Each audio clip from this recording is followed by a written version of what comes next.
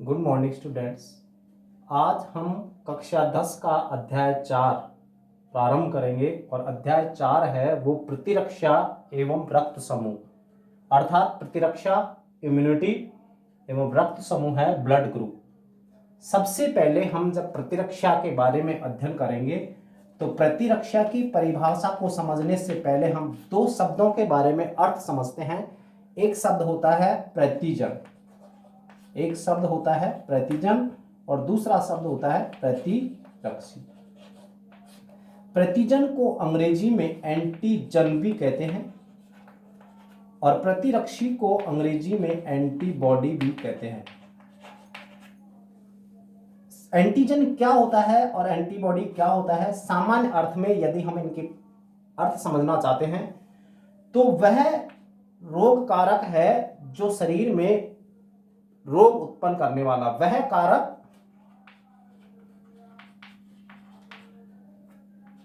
जो रोग उत्पन्न करता है, और वह कारक जो प्रतिजन को नष्ट करता है उसे एंटीबॉडीज कहते हैं। अर्थात एंटीजन और एंटीबॉडीज की सम्मिलित क्रिया का अध्ययन हम प्रतिरक्षा के अंतर्गत करते हैं। अब हम पढ़ेंगे प्रतिरक्षा क्या होती है, प्रतिरक्षा का अर्थ पढ़ते हैं, फिर प्रतिरक्षा की परिभाषा पढ़ते हैं और प्रतिरक्षा से संबंधित विज्ञान की जो शाखा है उसके बारे में करेंगे। सामान्य रूप से प्रतिरक्षा क्या होती है तो इसके बारे में पहले हम एक छोटा सा सामान्य जानकारी लेते हैं। क्या होता है, जब कभी हमारा शरीर रोगाणुओं के संपर्क में आता है, रोगाणु जो शब्द होता है वो जीवाणु व विषाणु दोनों के लिए लिया जाता है, कि जब कभी हमारा शरीर रोगाणु के संपर्क में आता है तो संपर्क आने से हमारे शरीर में ये रोगाणु जैसे ही संपर्क आते हैं या प्रवेश करते हैं तो धीरे धीरे हमारे शरीर में रोग उत्पन्न करने का कार्य करते हैं। लेकिन जब हमारा शरीर लंबे समय तक इन रोगाणुओं से, क्योंकि रोगाणुओं के विपरीत हमारे शरीर में प्रतिरक्षी बनती हैं और जब ये प्रतिरक्षी उन रोगाणुओं को नष्ट करने का कार्य करती हैं तब तक तो हमारा शरीर स्वस्थ बना रहता है। लेकिन जब किसी कारणवश वो प्रतिरक्षी इन रोगाणुओं को नष्ट करने में असमर्थ हो जाती हैं तो धीरे धीरे हमारा शरीर उस बीमारी से ग्रसित होने लगता है। इन सभी एंटीजन या एंटीबॉडीज या प्रतिजन प्रतिरक्षी के बारे में अध्ययन जो करते हैं वो प्रतिरक्षा के बारे में करेंगे। तो प्रतिरक्षा क्या है, प्रतिरक्षा को हम अंग्रेजी में इम्यूनिटी भी कहते हैं। इम्यूनिटी जो शब्द है ये लैटिन भाषा के इम्यूनिस इम्यूनिस शब्द से बना है और जिसका अर्थ होता है मुक्त करना या स्वतंत्र करना। अर्थात इसकी परिभाषा क्या होगी, प्रतिरक्षा की परिभाषा क्या होगी कि प्रतिरक्षा का देखो सामान्य अर्थ तो क्या हुआ, लैटिन इम्यूनिटी जो शब्द है लैटिन भाषा के इम्यूनिस शब्द से बना है, इसका अर्थ होता है मुक्त करना या स्वतंत्र करना। अर्थात प्रतिरक्षा क्या है कि प्रतिरक्षा है कि मानव शरीर में रोगाणुओं से लड़ने की जो क्षमता होती है, मानव शरीर में रोगाणुओं से लड़ने की क्षमता को प्रतिरक्षा कहते हैं। यह प्रतिरक्षा की सामान्य परिभाषा है। एक बार दोबारा देखेंगे प्रतिरक्षा क्या है कि जब कभी हमारे शरीर में जीवाणु विषाणु प्रवेश कर जाते हैं तो जीवाणु विषाणु के प्रवेश करते ही हमारे शरीर में उन जीवाणुओं को नष्ट करने के लिए प्रतिरक्षी बनती हैं। उन प्रतिरक्षियों के द्वारा उन जीवाणुओं को नष्ट कर दिया जाता है, वही नष्ट करना प्रतिरक्षा कहलाता है ताकि हमारे शरीर में सुरक्षा प्रदान की जाती है। अब इस प्रतिरक्षा से संबंधित एक शाखा भी है, उसे बोलते हैं प्रतिरक्षा विज्ञान। अंग्रेजी में इसे इम्यूनोलॉजी,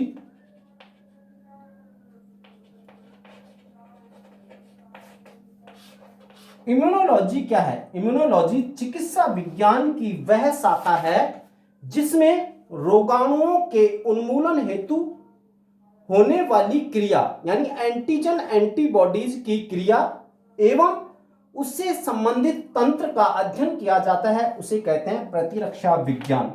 सामान्य यदि परिभाषा समझना चाहते हैं तो क्या होता है, हमारे शरीर में एंटीजन एंटीबॉडीज की क्रिया यानी किस प्रकार प्रतिरक्षी द्वारा प्रतिरक्षी को नष्ट किया जाता है एवं उस तंत्र का अध्ययन किया जाता है जो प्रतिरक्षी निर्मित करता है, उसको सामूहिक रूप से प्रतिरक्षा विज्ञान कहते हैं। और प्रतिरक्षा विज्ञान का जो जनक होता है एमिल वान बेरिंग को प्रतिरक्षा विज्ञान का जनक कहते हैं। दोबारा देखेंगे, प्रतिरक्षा विज्ञान का जनक कौन है? एमिल वान बेरिंग। अब हमारे शरीर में ऐसे कौन कौन से अंग हैं जो प्रतिरक्षी निर्मित करते हैं, तो इनके बारे में अध्ययन करते हैं। प्रतिरक्षी कौन कौन से अंग हैं उत्पन्न करेंगे, तो हमारे शरीर में प्रतिरक्षात्मक जो अंग हैं, प्रतिरक्षात्मक अंग वो कौन कौन से अंग हैं जो हमारे शरीर में प्रतिरक्षात्मक कार्य करते हैं? तो नंबर 1 है अस्थि मज्जा। अस्थि मज्जा है, ये प्रतिरक्षी का निर्माण में सहायक करता है। दूसरा है लसिका पर्व। तीसरा है थाइमस ग्रंथि और चौथा है यकृत। ये सभी अंग हमारे शरीर में प्रतिरक्षात्मक अंग का कार्य करते हैं, अर्थात हमारे शरीर में प्रतिरक्षा निर्मित करने का कार्य करते हैं। अब ये प्रतिरक्षा किन किन विधियों के द्वारा पूर्ण होती है, तो कितने प्रकार की प्रतिरक्षा विधि होती है इसके बारे में हम अध्ययन करते हैं। प्रतिरक्षा विधि, प्रतिरक्षा विधि सामान्यतः जो प्रतिरक्षा जो विधि होती है इन्हें 2 भागों में विभक्त करते हैं। एक प्रतिरक्षा जो विधि होती है वो है स्वाभाविक प्रतिरक्षा विधि, स्वाभाविक प्रतिरक्षा विधि। और दूसरी जो विधि होती है वो होती है उपार्जित प्रतिरक्षा विधि। स्वाभाविक जो प्रतिरक्षा विधि है उसे 4 भागों में बांटते हैं। पहला होता है भौतिक अवरोध। भौतिक अवरोध होता है जिसे शारीरिक अवरोध भी कहते हैं, शारीरिक अवरोध भी कहते हैं।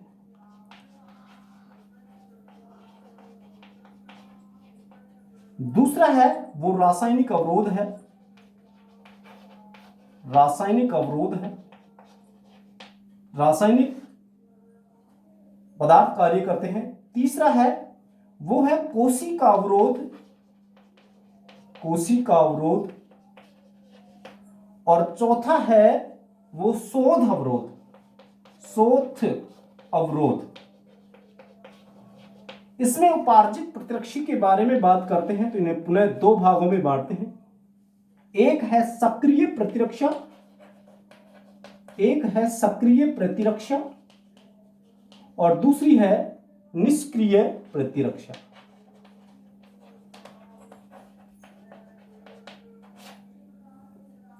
इन दोनों प्रतिरक्षाओं के बारे में हम अध्ययन करते हैं। स्वाभाविक प्रतिरक्षा किसे कहते हैं? स्वाभाविक प्रतिरक्षा वह प्रतिरक्षा होती है जिसे सामान्यतः हम जन्मजात प्रतिरक्षा भी कह सकते हैं या प्राकृतिक प्रतिरक्षा भी कहते हैं।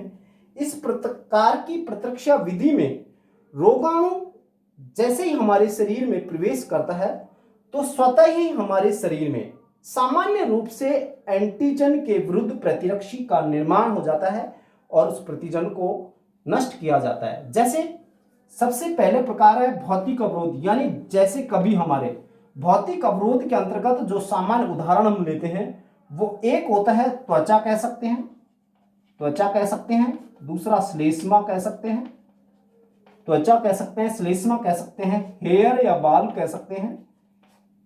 इसके अतिरिक्त हम उपकलाप का भी अध्ययन कर सकते हैं, क्योंकि सर्वप्रथम जब रोगाणु आता है तो हमारी त्वचा के संपर्क में आता है तो ये शारीरिक अवरोध का कार्य करती है, रोगाणुओं को शरीर में प्रवेश होने से रोकती है। श्लेष्मा एक कोमल झिल्ली होती है जिसके द्वारा विशेष तरल पदार्थ का स्रावित किया जाता है, वो रोगाणु को अंदर जाने से रोकती है। ऐसे ही हेयर जो हमारे नोज के अंदर, नाक के अंदर हेयर बाल पाए जाते हैं, वह रोगाणुओं को यानी धूल मिट्टी को अंदर जाने से रोकते हैं। दूसरा है रासायनिक अवरोध।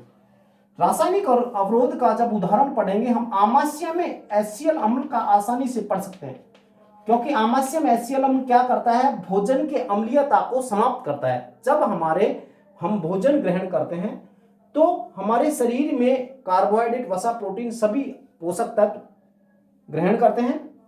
तो आमाशय में जैसे ही भोजन जाता है तो आमाशय में एक अम्ल स्रावित होता है, उसे HCl अम्ल कहते हैं। यह HCl अम्ल क्या करता है, भोजन के माध्यम को अम्लीय प्रदान करता है एवं जो हानिकारक जीवाणु होते हैं उन्हें नष्ट करने का कार्य करता है। तीसरा है कोशिका अवरोध। हमारे शरीर में विशेष प्रकार की कोशिकाएं होती हैं जो बक्षाणु का कार्य करते हैं, उन्हें बक्षाणु कोशिकाएं कहते हैं। कौन कौन सी हैं, मैक्रोफेज कोशिकाएं, मैक्रोफेज कोशिकाएं,